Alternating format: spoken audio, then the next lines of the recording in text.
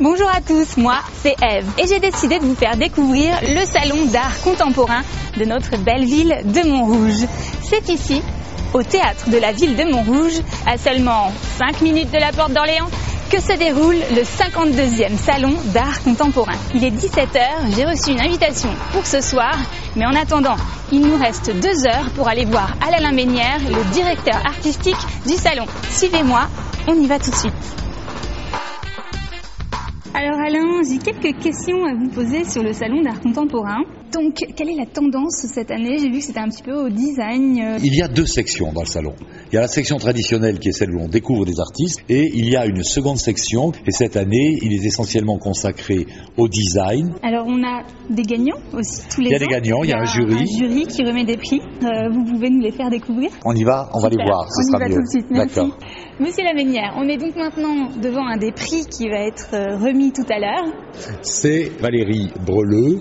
C'est une artiste qui est déjà un tout petit peu affirmée, parce qu'elle a un peu plus de 35 ans, donc c'est plus une étudiante des Beaux-Arts, et qui a un travail magnifique de ses portraits féminins, tout basé sur le visage féminin, avec beaucoup de maturité, et je pense beaucoup de sensualité aussi, d'expression, parfois du désir dans beaucoup de ses portraits.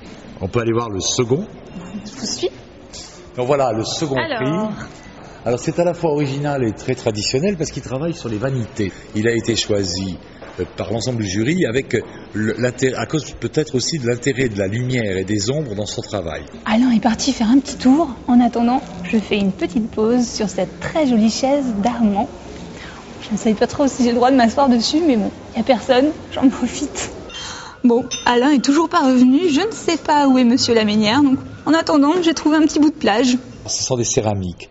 Et c'est tout l'intérêt dans un prix actuellement de donner un prix à la céramque, parce que c'est une matière qui est beaucoup moins utilisée qu'autrefois et qui réapparaît dans le travail des artistes. Alors elle s'appelle Celia Vega Ferreira et elle est arrivée ex aequo avec une autre artiste que nous allons pouvoir découvrir en bas, dans les salles du bar. On va aller voir tout ça.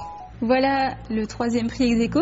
C'est une critique, une satire un petit peu de tout ce que l'on trouve aujourd'hui dans toutes les émissions de consommateurs. De la vie quotidienne. Qu'est-ce qu'il faut faire le matin, comment on se brosse les dents, comment on fait ci, comment on fait ça. Tiens, c'est rigolo, je vois faire son lit. Oui, vous saviez pas faire votre lit? Mais si, mais bon. Quand on a des draps housses pour le matelas et des housses de couette, il faut quand même apprendre à faire un lit. Est-ce que vous pensez que il y a même pour plus le service celui-là, militaire. Il va falloir savoir le faire? Celui-là, il faut savoir l'ouvrir, c'est beaucoup plus difficile, surtout quand on sait ce qu'on y trouve dedans. C'est de l'huile. Oh. Ah oui, mais c'est liquide en effet. C'est un bain d'huile, voilà.